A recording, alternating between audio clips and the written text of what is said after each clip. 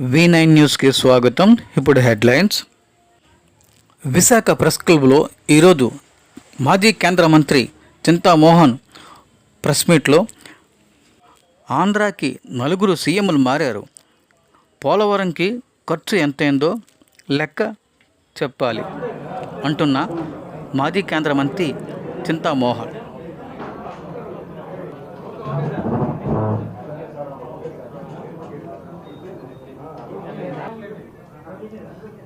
కూటమి అంటే ఈ కూటమే చంద్రబాబు నాయుడుదే. ఇప్పుడు చంద్రబాబు నాయుడికి 73-74 సంవత్సరాలే, నాకంటే 6 సంవత్సరాలు పెద్ద. మీ ఇద్దరం తిరుపతి వాళ్ళని. మళ్ళా వచ్చేటప్పుడు ఇంకొక 5 ఏళ్ళు పడుతుంది. 5 ఏళ్ళు గురించి కాదు, రేపు సాయంకాలానికి ఏం జరగబోద్ది విశాఖపట్నంలో మీరు చెప్పగలరా?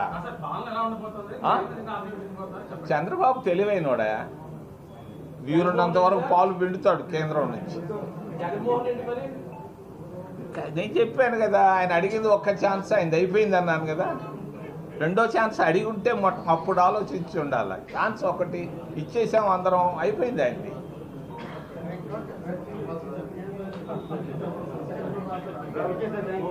ఏమైనా అడుగుతారా?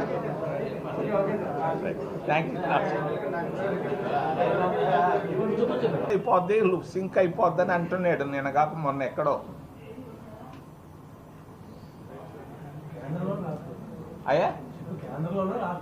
అయ్యో, రాష్ట్రం 5 ఏళ్ళు సుభిక్షంగా ఉంటుంది, చంద్రబాబు నాయుడు పరిపాలిస్తాడు. నేను చెప్పేది షిప్ అక్కడ ఏది అది చెప్పిన ఆయన ఢిల్లీని గురించి చెప్పాడు. రాష్ట్రం బ్రహ్మాండంగా ఉంటుంది. 5 సంవత్సరాలు ఆంధ్రప్రదేశ్ రాష్ట్రం అదృష్టం చేసుకుందని నేను అనుకుంటున్నా. 5 సంవత్సరాలు ఏమి ఇబ్బంది ఉండదు, అన్ని ఇబ్బందులు తీరిపోతాయి.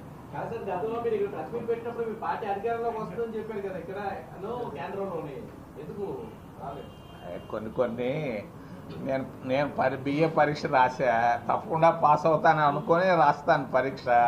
ఒక్కొక్కసారి ఫెయిల్ అవుతాం, దానికి ఏం చేస్తాం? మేము అనుకున్న ప్రశ్నలు రాలేదు, రాసేదానికి జవాబులు. టైం ఉందా? దానికి ఏదో టైం ఉంటుంది. మాకు ఈ టైంలో మేము మిస్ అయినా కూడా మాకేం ఇబ్బంది లేదు. ఇంకో 30 సీట్లు వచ్చి ఉంటే ప్రభుత్వాన్ని మేము ఏర్పాటు చేసి ఉండేవాళ్ళం. నేరోలో మిస్ అయినాం. చాలా పర్సనల్ విషయాలు నేను జోలికి పోనాయి. నేను మాట్లాడింది ఈరోజు పోలవరం గురించి.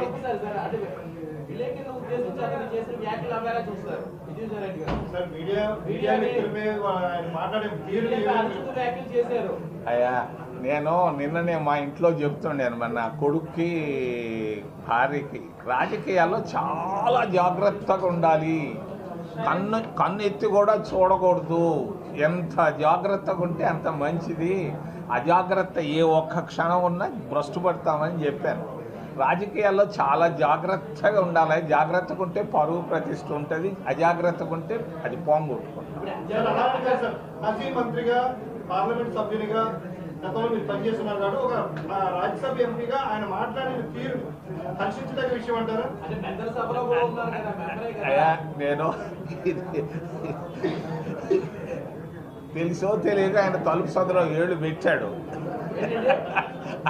7 లాక్కోలేడు, తలుపు తీయలేడు. ఇంతకంటే నేనేం చెప్పలేనా? పర్సనల్ విషయాలు నేను పోలవరం ప్రాజెక్టు గురించి ఎన్నైనా అడగండి చెప్తాను.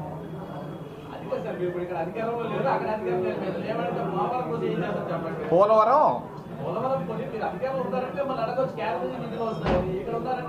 నిధుల కొరకు కాదే నేను వచ్చింది. ఖర్చు పెట్టిన నిధులు ఏమైనా ఎంత ఖర్చు పెట్టారు? 50,000 కోట్లు ఖర్చు పెట్టారా? 30,000 ఖర్చు పెట్టారా? ఖర్చు పైన రాబడి ఏంది? ఇంకా ఎంత కావాలి? ప్రతిరోజు మనం మాట్లాడుతుంది పోలవరం. ఆ వరాన్ని గురించి నేను మాట్లాడుతున్నా.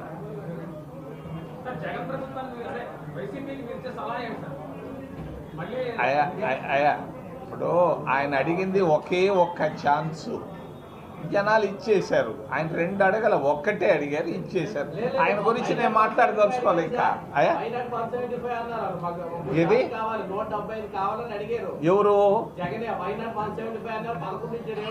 ఆయన దినం ఒక్కోటి అడుగుతున్నా అట్ట కాదయ్యా. అప్పుడు ఒక 6-7 సంవత్సరాల నాటి నాకు ఒక్క ఛాన్స్ ఇండి మా నాయన విమానంలో చచ్చిపోయినాడు అన్నాడు.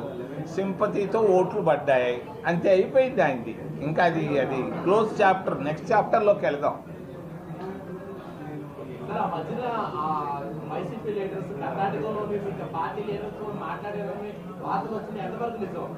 అయ్యా రాబు ఇప్పుడు కూడా నేను ఒక లీడర్ని కలిశాను.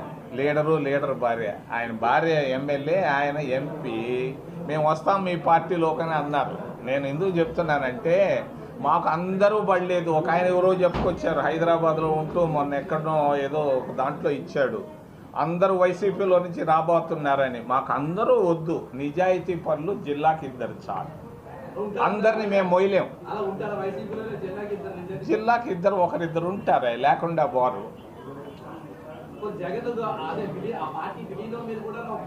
అయ్యా విలీనాన్ని గురించి నేను ఆలోచించటం లేదు. ఆయన అడిగింది ఒక్క ఛాన్స్, అయిపోయింది. ఆయన క్లోజ్ చాప్టర్. ఇది అంటే పార్టీ మూతపడుతుందని మీ ఉద్దేశం అండి? ఏం పడుతుందో తెలీదు. రాబోయే 6 నెలల్లో జగన్ ఎక్కడుంటాడో నాకే తెలీదు, మీకు కూడా తెలీదు. ఏం దాని గురించి పెద్ద ప్రశ్న. 5 సంవత్సరాల తర్వాత అవన్నీ కాదు, మీకు తెలుసు ఉన్నటువంటి సమస్యలు. ఆయన ఇప్పుడు కేజ్రీవాల్ వాడు చేసింది ఏది తీసుకొని కూడా ఉంటాడు. ఏది ఎక్కడ గోవా ఎలక్షన్లు ఇరకపోయాడు, బయట రాలేకపోతున్నాడు. ఆడ రాంచీలో ఉన్నాడు ఒక ఆయన కూడా ఏం చేసింది, ఒక 5 ఎకరాల భూమి ఎక్కడనో ఆక్రమించుకున్నాడు. దానికి ఎత్తుకుపోయి లోపలేశారు ఒక 5 నెలల్లో 6 నెలల్లో. కాబట్టి ఏం జరుగుతుందో అనేది మనం చెప్పడం కష్టం. కాబట్టి ఆయన గురించి తక్కువగా మాట్లాడడం మంచిది. అది క్లోజ్ చాప్టర్. రెండో విషయం, విశాఖపట్నం స్టీల్ ప్లాంటు. అది ఎంతో పోరాటాలు చేస్తే కానీ వచ్చింది ఆ ప్రాజెక్టు. ఈ ప్రాజెక్టు వచ్చిన తర్వాత మరి పూర్తయింది. ఇందిరాగాంధీ గట్టి పునాది రాయి వేసింది దీనిపైన. నేను చెప్తున్నాను, ఈరోజు విశాఖపట్నం ప్రాంతవాసులకు కానీ విశాఖపట్నం స్టీల్ ప్లాంట్లో పనిచేస్తున్న ప్రతి కార్మికుడికి, దానిపైన ఆధారపడినటువంటి ప్రతి ఒక్కరికి నేను ఒక్క మాట చెప్తున్నాను. కాంగ్రెస్ పార్టీ ఖచ్చితంగా ఈ విషయంలో విశాఖపట్నం స్టీల్ ప్లాంట్లో చాలా మంచి ఆలోచనతో ఉంది. మోడీ కాదు, ఎన్డీఏ ప్రభుత్వం కాదు, బీజేపీ ప్రభుత్వం కాదు, ఏ ప్రభుత్వాలు దీన్ని ప్రైవేటైజ్ చేయలేవు. ఊరికే కాగితాల పైన చేయాల్సిందే. కానీ నేను ఈరోజు పేపర్లో ఎక్కడో చదివాను, చాలామంది ఉద్యోగస్తులు, శాశ్వత ఉద్యోగస్తులు పదవి విరమణ చేసి వాలంటరీ రిటైర్మెంట్ తీసుకోవాల్సిన పనే లేదు. నేను రాహుల్ గాంధీ గారితో కూడా మాట్లాడాను, మా నాయకులందరితో మాట్లాడాను. ఈ ప్రాజెక్టు ప్రైవేటైజ్ ఎట్టి పరిస్థితుల్లో కాదు. ఇంకొక 100-200 సంవత్సరాల్లో దీన్ని కాంగ్రెస్ పార్టీ మేము దీన్ని బాధ్యత తీసుకుంటున్నాం. మోడీ కాదు, ఎవరైనా కానీ ఏమీ చేయలేరని తెలియజేస్తూ ఏదైనా ప్రశ్నలు ఉంటే అడగమని దయచేసి చేతులెత్తి ప్రార్థిస్తుంది.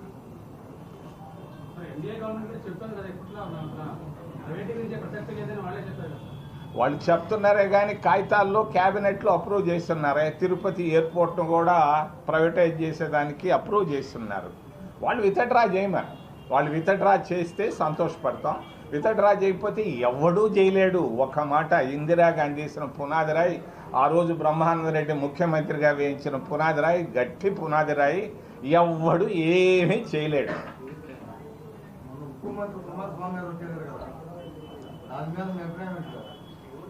ఆయన దేవగౌడ కుమారుడు. మరి దేవగౌడ ఒకప్పుడు సెక్యులర్ పార్టీలో ఉండి ఇప్పుడు బీజేపీ పార్టీలోకి పోయాడు. ఆయన కొడుకు ఏదో మంత్రి అయ్యాడు, ఉక్కు మంత్రిగా. కుమారస్వామికి కూడా కాదు కదా, మోడీ కూడా ఏమీ చేయలేడు ఉక్కు ఫ్యాక్టరీని. వాళ్ళు ఊరికే చూసుకొని పోతున్నారు. ఎంత ఖరీదు అవుద్ది, ఎంత అవుద్ది, ఎంత ఏం వస్తుంది, ఇవన్నీ చూసుకొని పోతున్నారే కానీ విశాఖపట్నం ఉక్కు ఫ్యాక్టరీ అనేది ఆంధ్రుల హక్కు. కాంగ్రెస్ పార్టీ దీనికి గట్టిగా కట్టుబడి పనిచేస్తుంది. రాహుల్ గాంధీ గారు కూడా చెప్పారు, ఎవ్వడు ఏమి చేయలేడు. మంచిదే కదా సార్ ఇలా జ్యుడిషియల్ ఎంక్వైరీ ఏమంటారు అంటే ఏదైనా అక్రమాలు జరిగాయని మీరు భావిస్తున్నారు సార్? అయ్యా కాళేశ్వరం ప్రాజెక్టు కాళేశ్వరం ప్రాజెక్ట్ అంటే గతంలో కేసీఆర్ ప్రభుత్వం అక్రమాలు చేసిందని ఆరోపణలు వచ్చిన నేపథ్యంలో దాని మీద ఎంక్వైరీ చేశారు. ఇలా పోలవరం సంబంధించిన అక్రమాలు జరిగాయని మీరు భావిస్తున్నారా? అయ్యా చిన్న బిడ్డకు కూడా తెలుసు, 5వ తరగతి చదివే బిడ్డకు కూడా. దాని గురించి ఆ లోతుగా నేను పోవటం లేదు ప్రస్తుతానికి ఈ రోజుకి ఇక్కడ.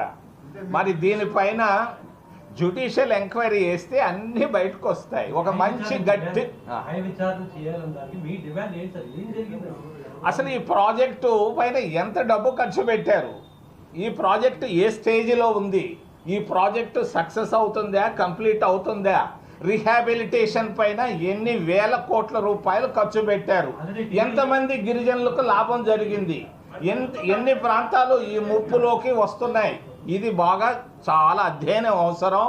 మరి ఏదో ఆ ముఖ్యమంత్రి వచ్చినప్పుడు ఇంత ఖర్చు పెడుతున్నాడా, ఇంకో ముఖ్యమంత్రి అంత ఖర్చు పెడుతున్నాడు, ఖర్చులు పెడుతున్నారు. కానీ ఏది రాబడి,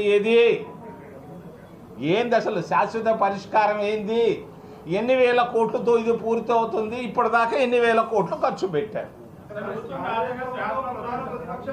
ఒక్కరు అడగండి ప్లీజ్. అన్నిటికీ నేను అయ్యా ఈ పత్రాలపైన నమ్మకం లేదు. ఒక మంచి జడ్జి, స్ట్రాంగ్ సుప్రీంకోర్టు రిటైర్డ్ జడ్జిని తీసుకొచ్చి అక్కడ పెట్టి ఆయన చేత విచారిస్తే చాలా బాగుంటుంది.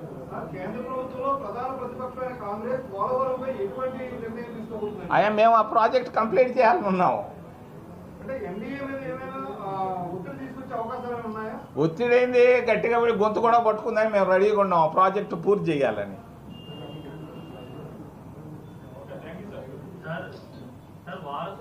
వారసత్వ సంపదైన ఎర్రమట్టి దెబ్బలను కొలగొట్టేస్తున్నారు. దానిపై మీ అభిప్రాయం ఏంటి? ఎందుకంటే విశాఖతో మీకు అనుబంధం ఉంది, ఎప్పుడు విశాఖ వస్తుంది. అయ్యా తప్పయా, అటు జోలికి పోకూడదు. పర్యావరణాన్ని కాపాడుకోవాలి, దాని జోలికి పోకూడదు. ఎవరు దాని జోలికి పోతే వాళ్ళు శిక్షకు అర్హులే.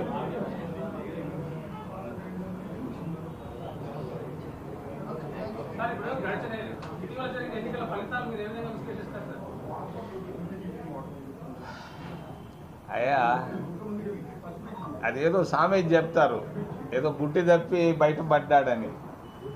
అది గెలుపు కాదు, అది ఆయన నిన్న ఒక ఆయన చెప్పుకొచ్చాడు, ఇది మునిగిపోయే షిప్ అని చెప్పాడు. ఆ మునిగిపోయే షిప్ ఎప్పుడు మునిగిపోద్ది అనేది నాకు తెలియదు, కానీ మొత్తానికి ఏదో ఒక రోజు కూలిపోవడం, మునిగిపోవడం ఖాయం. అదేదో టైటానిక్ షిప్ అని ఒక ఆయన పెద్ద మనిషి చెప్పినాడే, ఆయన పేరు నేను నాకు గుర్తులేదు.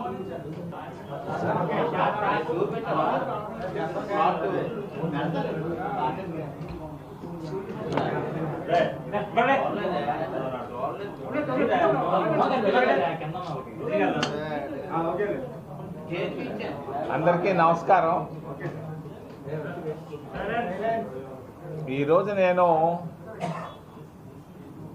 2 విషయాల గురించి మాట్లాడేదానికి మీ ముందుకు వచ్చాను.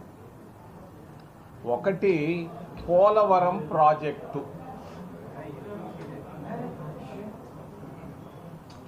40-50 ఏళ్ళ నాడు అంజయ్య పునాది రాయి వేశాడు. నాదేడ భాస్కర్ రావు ఇరిగేషన్ మంత్రిగా ఉన్నప్పుడు అనుకుంటాను, 80లో. 2004 నుంచి ఇది యాక్టివ్ అయింది పోలవరం ప్రాజెక్టు.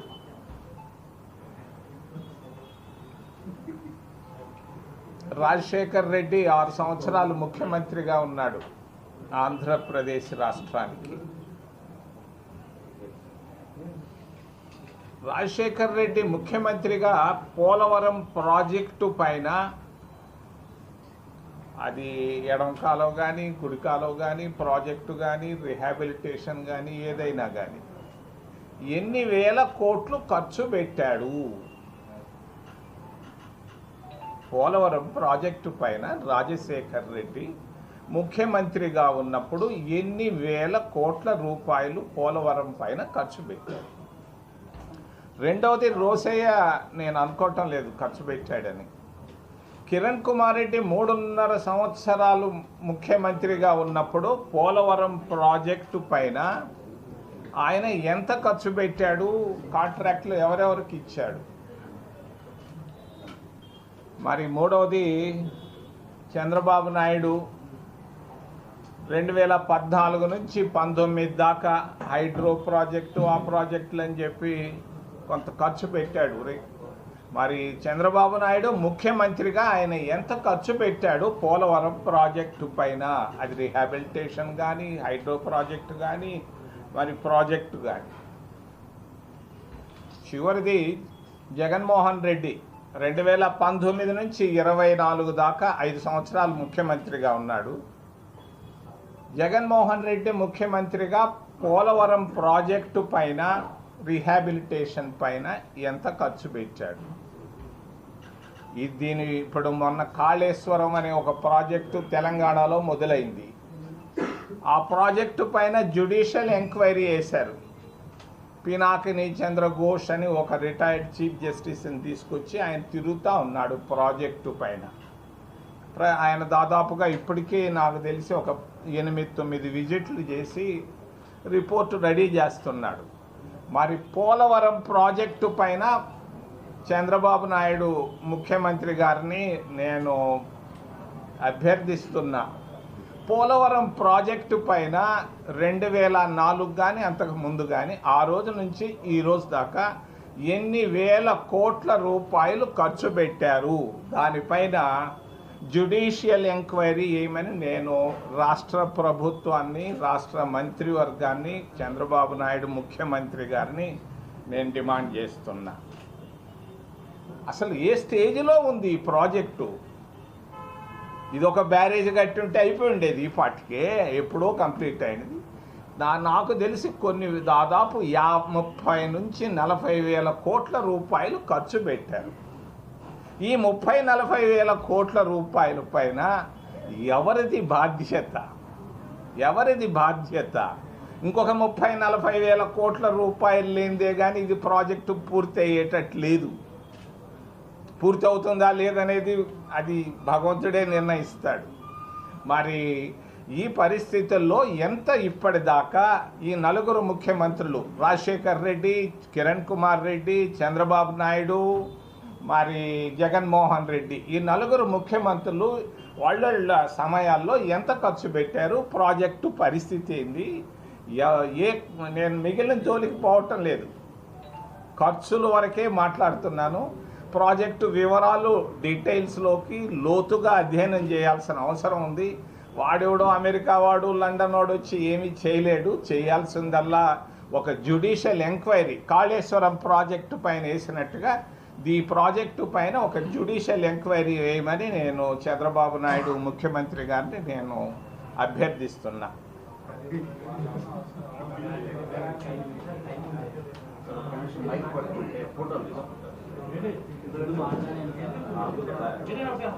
హలో